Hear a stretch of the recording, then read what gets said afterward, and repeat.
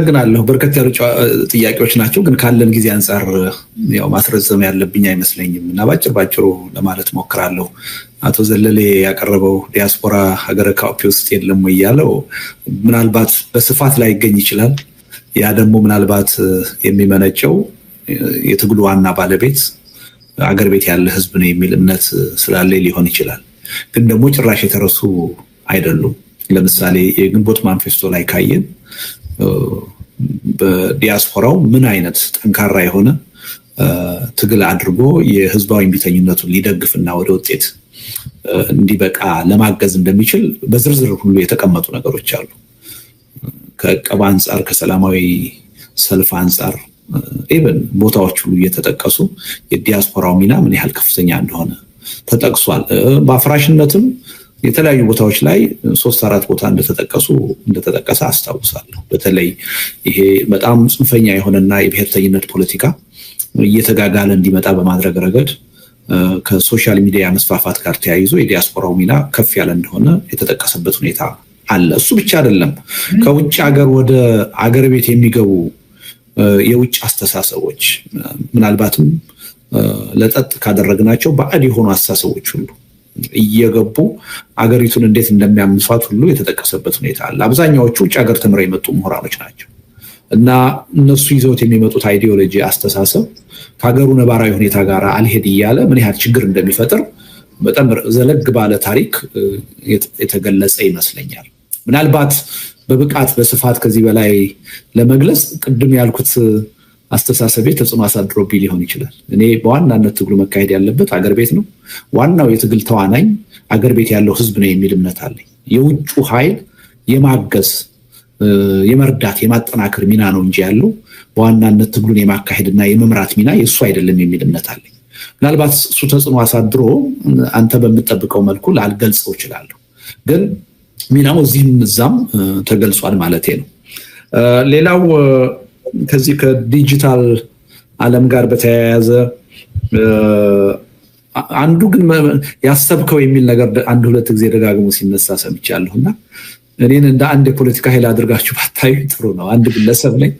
አቅሜ የፈቀደውን ነገር ብቻ ነው ላዋጣ የምችለው እና ዋናው ትግሉ ነው። በዛ ትግል ውስጥ ደግሞ ብዙ ተዋናኞች አሉ። የፖለቲካ ኃይሎች አሉ፣ ሲቪክ ማህበራት አሉ፣ ምሁራን አሉ፣ ህዝቡ አለ።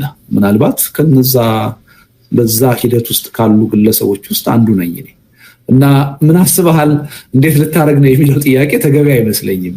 ለአንድ ግለሰብ መቅረብ ያለበት አይመስለኝም።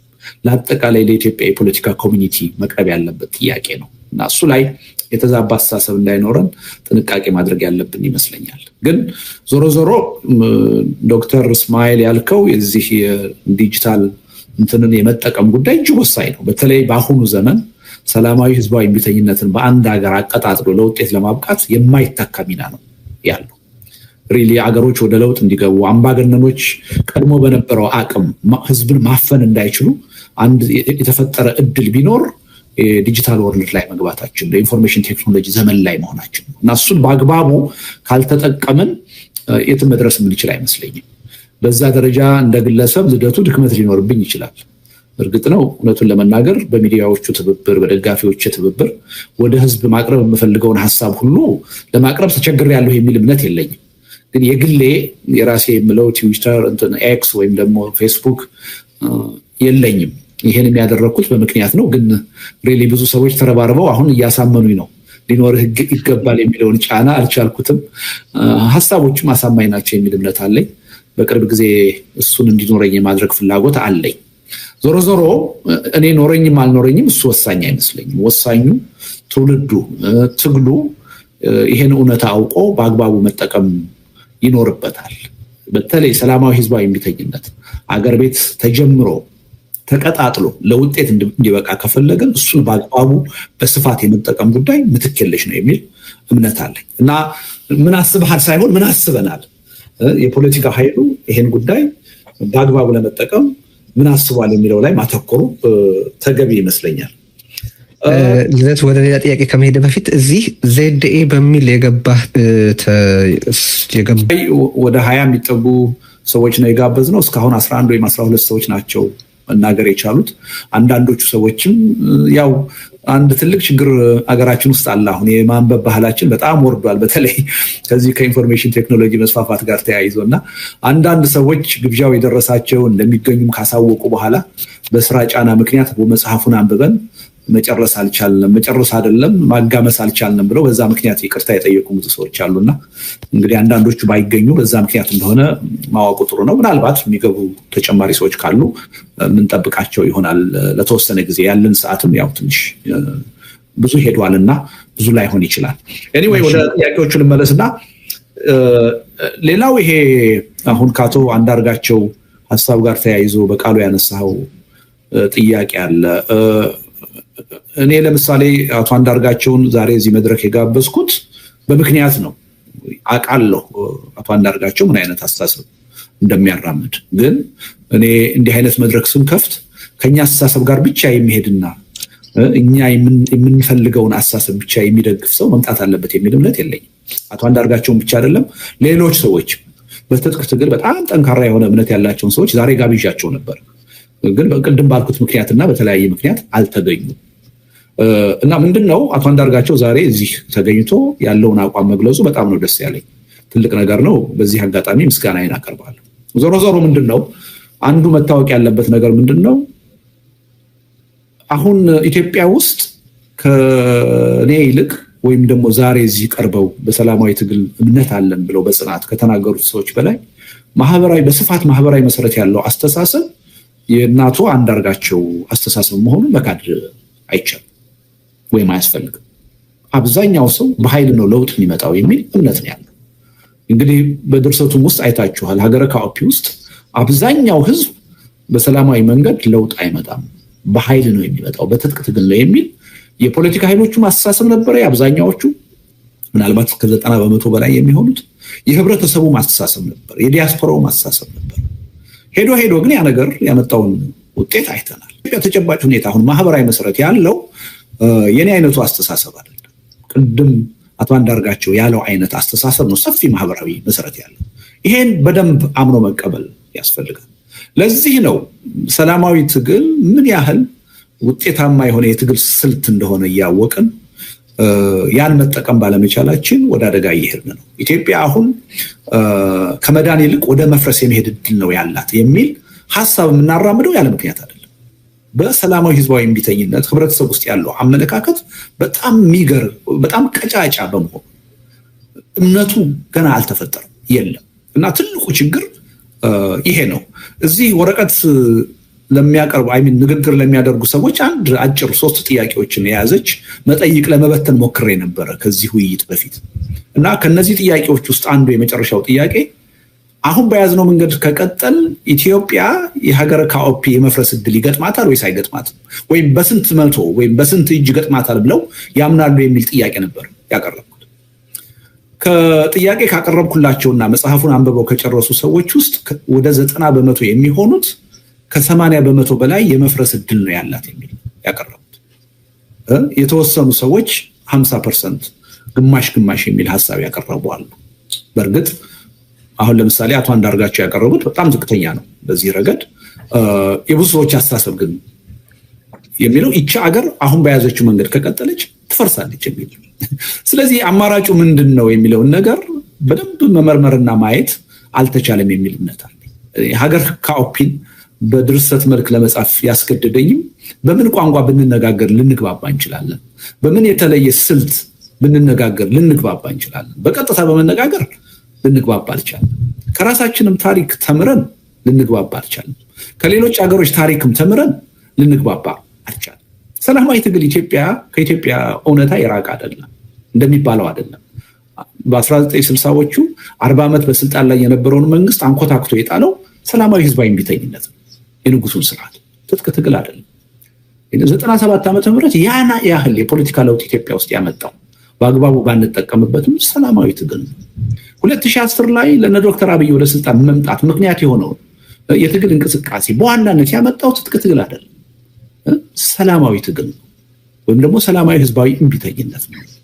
በቅርባችን ከ10 ዓመት በፊት የአረብ ስፕሪንግ በተነሳበት ወቅት ምን ያህል ሰላማዊ ህዝባዊ እምቢተኝነት ተጨባጭ የሆነ ፈጣን የሆነ ለውጥ ሊያመጣ እንደሚችል በጎረቤት ሀገሮቻችን አይተናል። ቱኒዚያ አይተናል፣ ግብጽ አይተናል፣ የመን አይተናል፣ መንግስትን ሲያንኮታኮት ሊቢያ አይተናል።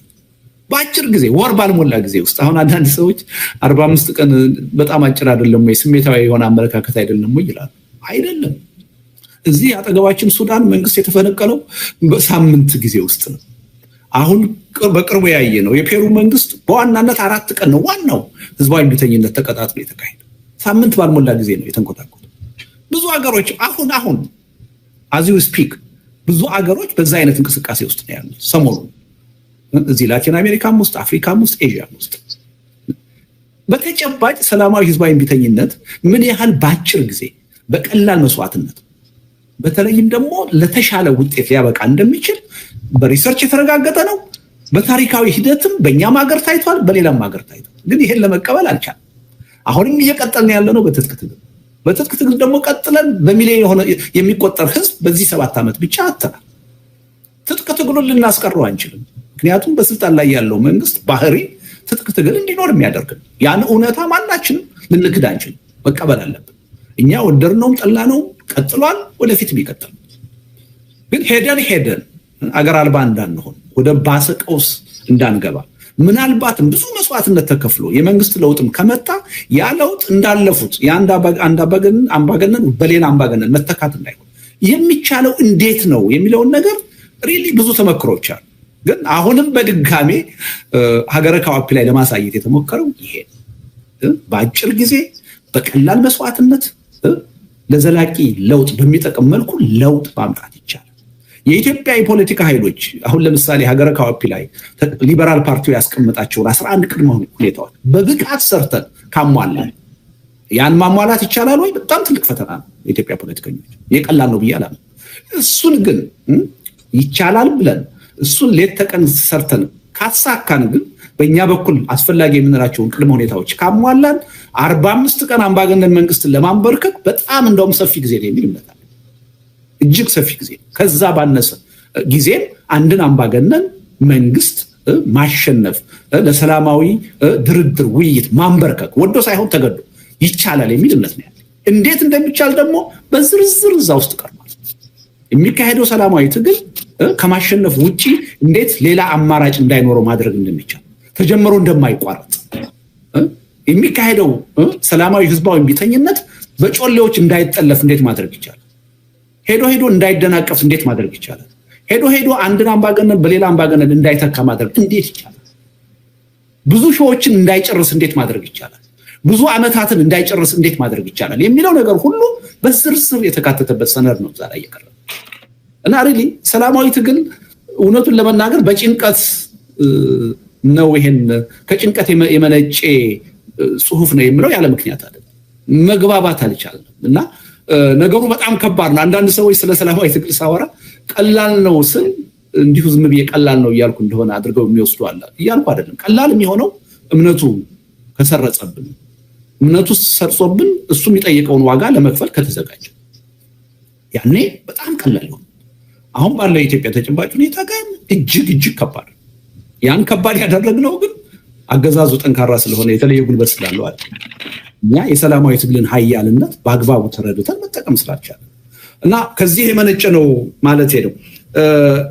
ሌላው ቴዲ ያነሳቸው ጥያቄዎች ዙሪያ ምንድነው ይሄ መጽሐፍ ልቦለድነቱ ምንም ጥያቄ ውስጥ የሚገባ አይደለም። ልቦለድ እንደውም በብዙ ርቀት ከብዙ ታሪክ ቀመስ መጽሐፎች ይለያል። እዛ ውስጥ የተጠቀሱ የአገሩ ስም የቦታዎቹ ስም ልቦለዶች ናቸው። እዛ ያሉ ገጸ ባህሪዎች ካራክተሮች ልቦለዶች ናቸው። ኢቭን ክስተቶቹ የተለያዩ ናቸው። አሁን ስለ ኢትዮጵያ ብዙ ነገር የሚነግረን ቢሆንም መጽሐፉ ግን ሀገረ ካኦፒ በቅኝ ግዛት ስር የነበረች ሀገር ነች። ያ የኢትዮጵያ ታሪክ አይደለም እና ብዙ የተለዩ ነገሮች አሉ እና ልቦለድነቱን እንዳያጣ ጥረት አድርጌያለሁ። አንድ ለምሳሌ ኢትዮጵያን የማያውቅ ሰው የሆነ ሌላ ሀገር ላይ ያለ ሰው ቢያነበው እንደ ልቦለድ ትርጉም ሊሰጠው የሚችል መጽሐፍ እንዲሆን ለማድረግ ሞክሬያለሁ። ያንን ማሳካት ተችሏል የሚል እምነት አለ። ነገር ግን ደግሞ የፖለቲካ አጀንዳ ነው ይሄ ጉዳይ። ከኢትዮጵያ ፖለቲካ ጋር ተገናዝቦ እንዲታይ እዛ ውስጥ ያሉት መሰረታዊ ሀሳቦች ለኢትዮጵያ የወቅቱ የትግል አጀንዳ መሳሪያ ሆነው እንዲያገለግሉ ደግሞ እፈልጋለሁ። ስለዚህ ሆን ተብሎ እንዲያያዙ ተደርገዋል። ይሄን ግልጽ ማድረግ ያስፈልጋል። ነገር ግን ቅድም ቴዲ ማምለጥ አይቻልም ያልከውን ነገር በተለየ መልኩ ነው የማየው። ለምሳሌ የኔ የጸሐፊው አስተሳሰብ ሀገረ ካኦፒ ውስጥ በስፋት አለ፣ ግን በአንድ ገጸ ባህሪ አይወከልም። ብዙዎቹን አሁን ከሌ ጋር ይመሳሰላል እንኳን ብንል ያ ሰውዬ 100% እዛ ውስጥ ባለው ካራክተር እንዲወከል አላደረጉትም። ያን ሆን ብዬ ያደረጉት ነገር በቃ ከሌ ማለት አብሶሉትሊ ከሌ ነው የሚል ድምዳሜ ውስጥ ሄደን ቅድም የተፈራውን አይነት ነገር እንዳይመጣ ሐሳቡን ማየት ትተን ሰዎቹን አክተሮቹን እንዳናይ ለማድረግ አቅሜ የፈቀደውን ያህል ጥረት አድርጌያለሁ። ሁለተኛ እዛው መግቢያ ላይ ጽፌዋለሁ። የኔ ዋናው ዓላማ የሥነ ጽሑፍ ጥማትን ማርካት አይደለም። እንደሱ ለማሰብ አሁን ያለው ጊዜ በጣም ቅልጦት ነው። እኔ ብችል ኖሮ 6 ወር ወስጄ ይሄን መጽሐፍ ጽፈው በጣም ሰፊ የሆነ ከልብ ወለድ አንፃር በጣም የዳበረ መጽሐፍ ሊሆን እንደሚችል ጥርጥር የለኝም። ግን አገራችን ያለችበት ወቅታዊ ሁኔታ ያን ሌክዠሪ ይሰጣል። በመኖርና ባለመኖር ጥያቄ ላይ በአስቸኳይ የኢትዮጵያ የፖለቲካ ኃይሎች የኢትዮጵያ ሕዝብ ወደ ህዝባዊ እምቢተኝነት መቀጣጠል ካልገባን በስተቀር የሀገራችን ህልውና ወደ አለመኖር የሚቀየርበት ጊዜ እኔ ሩቅ ነው የሚል እምነት የለኝም። ስለዚህ ሪሊ ያን ለማሳካት ብዬ ጊዜ መውሰዱ ከፖለቲካ አጀንዳ አንጻር ላሳካው የምፈልገውን ነገር ይጎዳዋል የሚል እምነት ስላለኝ ነው በ75 ቀን ውስጥ በፍጥነት ለመጻፍ የተገደድኩት እና ሪሊ ይሄንም ታሳቢ ማድረግ ያስፈልጋል። ሌላ ስሞቹ ሙሉ በሙሉ ፈጠራዎች ናቸው። ግን አቅሜና ሁኔታው በፈቀደ መጠን ምንድነው ለአፋችን ለኢትዮጵያውያን አፍ የማይከብዱ እንዲሆን ለማድረግ ነው የፈለጉት። በተለይ ደቡብ አካባቢ ያሉ ስሞች ጋር በተወሰነ ደረጃ ሊቀራረቡ ይችላሉ እና በቀላሉ በ2 ፊደል በ3 ፊደል ማክሲመም በ4 ፊደል የሚገለጹ ሆነው አንባቢ በቀላሉ ሊያዋህዳቸው እና ሊያስታውሳቸው እንዲችሉ ለማድረግ ነው ጥረት ያደረጉት እንጂ ሁሉም ሙሉ በሙሉ ፈጠራዎች ናቸው እና ምንም ከኢትዮጵያዊ ሁኔታ ጋር በቀጥታ በተዘዋዋሪ እንጂ በቀጥታ እንዲገናኙ ለማድረግ አልፈለኩም። ከሱ አንፃር ነው እንደሱ ያደረኩት እና ሀገረ ካኦፒን ከኢትዮጵያ በተለየ በቅኝ ግዛት የነበረች ሀገር የሚያደረኩት ያለ ምክንያት አይደለም። ሁለቱን አንድና አንድ አድርገው ሰዎች እንዳያዩ ነው። አሁን መተቸት የሚፈልጉ ሰዎች በጣም የቸኮሉ ሰዎች አንድና አንድ አድርገው ሲተቹ አይቻልም። ልብ ወለድነቱን ቶታሊ ረስተው ማለት ነው። እሱ ስህተት ነው፣ ትክክል አይደለም እና ይሄ ልብ ወለድ ነው። ከልብ ወለድ ደግሞ ፖለቲካ ቀመስ ልብ ወለድ ነው። ስለዚህ በራሱ ተነጥሎ እንደ አንድ ልብ ወለድ በወጥነት ሊነበብ የሚችል ነው። ከኢትዮጵያ ሪያሊቲ ደግሞ ተገናዝቦ ብዙ ትምህርት ሊወሰድበት የሚችል የፖለቲካ አጀንዳ ሆነው ሊያገለግሉ የሚችሉ ሐሳቦች በውስጡ የያዘ ነው። ይሄን ታሳቢ ማድረግ ጠቃሚ ይመስለኛል። ይቅርታ ቴዲ አስረዘምኩ። አመሰግናለሁ። እሺ፣ አመሰግናለሁ። እንግዲህ መጽሐፉ በትክክል ፖለቲካ አመሰግናለሁ ቴዲ። ወንድም ያሬድ ያነሳው ጥያቄ በጣም መሰረታዊ ጥያቄ ነው። ለምሳሌ መኖር አለመኖር የሚለው አንጻራዊ ነው፣ ለመመለስ ሞክራለሁ። ግን ጠንካራ በሆነ ሁኔታ ላይ እንደዛ አይነት ፓርቲ ቢኖር ኖሮ ይህ ሁሉ ድካም አያስፈልግም ነበር። ልቦለድ እስከ መጽሐፍም አንገደድም ነበር እና በቀጥታ ወደ ሰላማዊ ህዝባዊ እምቢተኝነት ህዝቡ የሚገባበት ሁኔታ ይኖር ነበር እና ትልቁ ችግር በሚፈለገው አቅምና ጥንካሬ አለመኖሩ ነው። ነገር ግን እንደው ጭራሽ በዛ እምነት ያላቸው ፓርቲዎች የሉም እያልኩ ደግሞ አይደለም። አቅም ያነሳቸው በሚፈለገው መጠን ህዝቡን ማንቀሳቀስ ያልቻሉና የህዝቡንም ድጋፍ ማግኘት ያልቻሉ ቀላል የማይባሉ ፓርቲዎች አገር ቤት አሉ። ህጋዊና ሰላማዊ ትግል ማድረግ አለብን፣ ሰላማዊ ህዝባዊ እምቢተኝነት መቀጣጠል አለበት ብለው የሚያምኑ ሙከራም ሲያደርጉ ያየናቸው እናስታውሳለን። ቴዲ ከዓመት በፊት አንድ ግለሰቦችና ፓርቲዎች አንድ ላይ ሆነው አመጽ ለመጥራት ሰላማዊ ሰልፍ ለመጥራት ጥረት አድርገው ነበር። ግን ቅድም ያልኩት ማህበራዊ መሰረት በቀላሉ የሚቀበላቸው አልሆነም እና እንደውም ርብርብ ነው የተደረገባቸው። ትግሉን እንደሚጎዳ አገዛዙን እንደሚጠቅም የነሱ አካሄድ ተደርጎ ከፍተኛ የሆነ ርብርብ ተደረገባቸው። አገዛዙም ያው የሚፈራው ነገር ስለሆነ የህዝቡን ማስተሳሰብ ተጠቅሞ አሳደዳቸው። ግማሾቹንም ወደ እስር ቤት ወሰዳቸው። ያዘነላቸው የጮህላቸው ብዙ ሰው አልነበረም ከተወሰነ ሚዲያ ውጪ እና አሁንም እዚህ አጠገባችን የሚገኙ ፊት ለፊታችን የሚገኙት የእናቶ ዘለሌ ያቋቋሙት አማን ፓርቲ፣ እናት ፓርቲ፣ እነ መኢአድ፣ እነ ኢሃፓ አሁን አገር ቤት ማለት ነው፣ እነ ህብር ኢትዮጵያ፣ እነዚህ ሁሉ የነ ዶክተር ራሄል ፓርቲ እነዚህ ሁሉ በሰላማዊ ትግል የሚያምኑ ናቸው። ህዝባዊ እምቢተኝነት ኢትዮጵያ ውስጥ መቀጣጠል አለበት ብለው የሚያምኑ ናቸው። ግን አብዛኛው የተማረው ልሂቅ አብዛኛው በፖለቲካ ተሳትፎ እያደረገ ያለው ህብረተሰብ እምነቱ በሰላማዊ ህዝባዊ እምቢተኝነት አይደለም፣ በኃይል አማራጭ በጦርነት ነው መፍትሄ የሚመጣው የሚል ነው። እና በተለይ ደግሞ እንዲህ አይነቱ አማራጭ የከተሜውን ህዝብና የተማረውን ህዝብ ከትግሉ ሜዳ ውጭ አርቆታል። እና ዋናው ለሰላማዊ ህዝባዊ እምቢተኝነት መሳሪያ ሊሆን የሚገባው ህዝብ ከተሜውና የተማረው ጠባቂ ሆኗል። የገበሬው ያልሳደሩ ልጆች ጠመንጃ አንስተው ነገ መጥተው ነፃ እንዲያወጡት ከአገዛዝ እንዲገላግሉት እየጠበቀ እየመጡ ነው እያለ የሚጠብቅበት ሁኔታ ነው ያለው። በሌሎች ዓለሞች ግን እንደዛ አይደለም። ትጥቅ ትግል እንዳውም እኮ አማራጭ ሆኖ የሚቀርብበት እድል የለም ሌላ ሀገር። በእርግጥ የነዛ ሀገር ሪያሊቲ ከኛ ሀገር የተለየ ነው። ደግሜ ደጋግሜ እንደምለው አሁን ባለችው ኢትዮጵያ እንደነ ዶክተር አብይ አህመድ አይነት ጨካኝ አገዛዝ ባለበት ሀገር ትጥቅ ትግልን ከመጫወቻ ሜዳው ሙሉ በሙሉ ማስወገድ አይችልም። መቀጠሉ መኖሩ የማይቀር ነገር ነው። ነገር ግን የሰላማዊ ህዝባዊ እምቢተኝነቱን የሚተካ አይደለም። ከተሜው የተማረው የህብረተሰብ ክፍል ያን ትልቅ መሳሪያ ተጠቅሞ ይሄን አገዛዝ ሊያንቀጠቅጠው ከማንቀጥቀጥም አልፎ ሊያሸንፈው ይችላል። እና አለ ወይ የሚለው በብቃት የለም። እሱ እንዲፈጠር ነው አሁን ጥረት እያደረግን ያለው። እኔም ጥረት እያደረግኩ ያለሁት በዚህ መጠን ለአስጨራሽ ትግል እያደረግን ያለ ነው የዛ አይነት የፖለቲካ ኃይል እንዲፈጠር እና ህብረተሰቡን ማሳመን ማንቀሳቀስ የሚችል የሰላም ድምፅ እንዲፈጠር እና ሰላማዊ ህዝባዊ እምቢተኝነት ዋና የትግል መሳሪያ ሆኖ ኢትዮጵያ ላይ ጥቅም እንዲውል ለማድረግ ነው። በጣም የሚያሳዝነው ይሄን ጉዳይ በመረዳት ረገድ ህብረተሰብ ውስጥ ያለው አመለካከት በጣም ዝቅተኛ ነው። ተቃዋሚው ጎራ ላይ ያለው አመለካከት በጣም ዝቅተኛ ነው። እንቆቅልሹና በጣም የሚያሳዝነው ግን የዚህን ስልት ኃያልነት ከማንም በላይ የሚገነዘበው በስልጣን ላይ ያለው አገዛዝ፣ የሚፈራው በስልጣን ላይ ያለው አገዛዝ። ምክንያቱም ይሄ ደካማ ጎኑ እንደሆነ ያውቃል። ፋታ እንደማይሰጠው ህዝባዊ እምቢተኝነት ኢትዮጵያ ውስጥ ለውጥ ለማምጣት ይችላል የሚል ጠንካራ አስተሳሰብ ከተፈጠረና ያ ትግል ከተጀመረ ህልውናው የቀናት ጉዳይ ቢበዛ የሳምንት ጉዳይ እንደሆነ ከማንም በላይ ጠንቅቆ የሚያውቀው አገዛዙ። ለዚህ ነው የፖለቲካ እንቅስቃሴዎች በዚህ መልክ ብቅ ሲሉ አናታቸውን ብሎ ቶሎ ለማዳፈን የሚሞክረው ያለ ምክንያት አይደለም።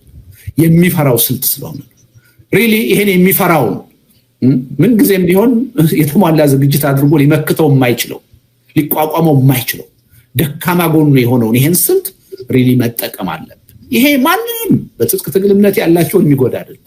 በሁለቱም ስልት መፍትሄ ይመጣል ብለው የሚሉትን የሚጎዳ አይደለም። በሰላማዊ ትግል ይመጣል የሚሉትን የሚጎዳ አይደለም። ኢትዮጵያ ውስጥ የወደፊትን እልቂት ሊያስቀርብ የሚችል መንግስት የለሽ የሆነን አደጋ ሊያስቀርብ የሚችል በአጭር ጊዜ የሊበራል ፓርቲው ሀገረ ካዋፒ ላይ ያቀረበውን መፍትሄ አይተናል። ማክሲመም ነው የሚለው ማክሲመም ከ1000 ሰው ባልበለጠ መስዋዕትነት ልናሳካው እንችላለን። ሊበራል ፓርቲው ይህን ሲናገር ግን በጦርነት በመቶ ሺዎች የሚቆጠሩ አልቀዋል። ይህን ነገር ተናግረው እነሱ ሐሳቡን አቅርበው ተቀባይነት ካጣ በኋላ በሚሊዮን የሚቆጠሩ ተገለዋል፣ ተሰደዋል። መጨረሻ ላይ ግን ተሂዶ በጃይካ ስምምነት ወይም ቃል ኪዳን ወደ ሰላማዊ የጠረጴዛ ድርድር ነው የተመጣው። እና ሪሊ የኢትዮጵያም ሪያሊቲ ከዚህ ጋር በጣም የተያያዘ ከማንም በላይ ሰላማዊ ህዝባዊ እምቢተኝነት ኢትዮጵያ ውስጥ ቢቀጣጠልና ለውጥ ቢያመጣ ጠበንጃ የያዙ ወንድሞቻችንን ከማንም በላይ ይረዳል፣ ከጥፋት ይታደጋል። ውድ ህይወታቸውን ለመስጠት ነው ጠበንጃ ይዘው የተሰለፉት። ሰላማዊ ትግል ቢቀጣጠል እነዚህ ወንድሞቻችን የነገ ኢትዮጵያ ውስጥ ህልውና እንዲኖራቸው ራሱ ያደርጋል፣ በህይወት እንዲቀጥሉ ያደርጋል። እና ይሄ የሚጎዳው ማንንም አካል የለም። እና ጥያቄው መሰረታዊ ጥያቄ ነው፣ ግን በብቃት የተደራጀ ኃይል የለም። ስለሌለም ነው ያ እንዲፈጠር ነው እየታገልን ያለን። ግን ደግሞ እርሾ ሊሆኑ የሚችሉ የፖለቲካ ኃይሎች አሉ፣ ውጭም አለን፣ አገር ቤትም ውስጥ አሉ። እነዚህን ማጠናከር፣ እነዚህን የበለጠ ህዝባዊ ተቀባይነት እንዲያገኙ ማድረግ፣ ሁለንተናው ይገዛ ለነሱ ማድረግ ያስፈልጋል። ዝም ብለን ከነሱ ውጤት ምንጠብቅ የትም ሊደርሱ አይችሉም። ስለዚህ አገር ቤት ያሉ ፓርቲዎች በተለይ ዋና የትግል መሳሪያ ሊሆኑ እንደሚችሉ አውቀን ከህዝቡ ጋር ያሉ መሆኑን አውቀን ሰላማዊ ህዝባዊ እምቢተኝነትን በእነሱ አማካኝነት ኢትዮጵያ ውስጥ ጠንካራ የትግል መሳሪያ ሆኖ እንዲወጣ እገዛ ማድረግ አለብን፣ ጥረት ማድረግ አለብን፣ በሞራል ማገዝ አለብን፣ በገንዘብ በፕሮፓጋንዳ ማገዝ አለብን። እና ሪሊ ቅድም ዶክተር አክሎክ ያሉት ነገር ነው፣ ፓራዳይም ሽፍት ያስፈልጋል። ኢትዮጵያውያን እስከ እስካሁን በመጣንበት መንገድ የት ደረስ የት ነው ያለን በዛ መንገድ ቀጥለን ነገስ የት እንደርሳለን የሚለውን ጥያቄ ከልብ ጠይቀን በጣም ተገቢ የሆነ አዲስ መልስ ያስፈልጋል እና በዚህ መልኩ የሚታይ ጥሩ ነው መጨረሻ ላይ ያቀረብከው ጥያቄ በጣም ጥሩ የሆነ ተሳትፎ ነው ያያየን ያለነው ግን በጣም ሃይሊ ሳፎኬትድ ነው ምክንያቱም የሚመጣውን ጥሪ ማስተናገድ አልቻለም ከባድ ነው የሆነው አገር ቤት ጭራሽ አሁን የሚላኩ ቴክስቶችን እያነበብን አይደለም ስልኮችንም ያው አናነሳ ምክንያቱም በጣም የሚያጥለቀልቅ ነው ነገር ግን ከኛ ግምት በላይ ነው አሁን የፕሮሚስ የተገባ በቃል የተገባ መጽሐፍ ክፍያም ራሱ የተፈጸመበት በከፊል ክፍያ ተፈጽሟል በከፊል በቃል ደረጃ የተገባ ነው ወደ 4000 የሚሆን መጽሐፍ ኦሬዲ ቃል ተገብቷል ስፖንሰር ተደርጓል ግን ከሀገር ቤት እየመጣ ያለው ቁጥር በጣም ኦቨርዌልሚንግ ነው ለመቁጠርም አልቻለም ይሄን ያህል ነው ልል አልችልም በቃ ፍለድ ነው የሚያደርገው በሁሉም ስልካችን ስለዚህ ሪሊ አሁንም ቢሆን ይሄ የምረቃ ስነ ስርዓት ነው ዛሬ ነገ ከነገ ወዲያ ሪሊ አንድ መጽሐፍ $6 ላይ ያደረግነው ዝቅተኛ ዋጋ ነው ይሄ 5 መጽሐፍ አንድ ሰው ስፖንሰር ማድረግ ይችላል እነዚህ የተቀመጡ አድራሻዎች ለዛሬ ብቻ አይደለም በመጪዎቹ ሳምንታትም እየገባችሁ ስፖንሰር ብታደርጉ አገር ቤት በሰፊው ይሄ ጽሁፍ ተነቦ እዛ ውስጥ ያሉ ሐሳቦችን ህብረተሰቡ አምኖባቸው የራሴ ብሎ እንዲይዛቸውና ሰላማዊ ህዝባዊ እንዲተኝነት ነገ አይደለም ዛሬ